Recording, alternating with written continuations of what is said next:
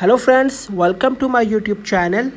In this video, I'm going to teach you how to fix message failed to send on iPhone in iOS 16. So let's get started. First of all, open Settings app on your iPhone. On the Settings menu, scroll down to see Contacts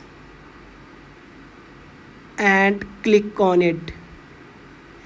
On the Messages menu, scroll down and turn on Send as SMS.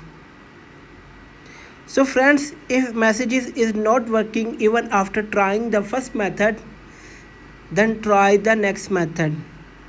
For that, go to Settings app on your iPhone.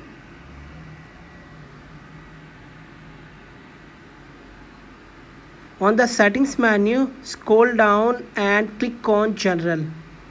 On the General menu, scroll down and click on Transfer or Reset iPhone. Here, click on Reset, then click on Reset All Settings. Enter your passcode if prompted. This will reset all settings, no data or media will be deleted. Click on Reset All Settings to confirm that you want to reset your iPhone all settings.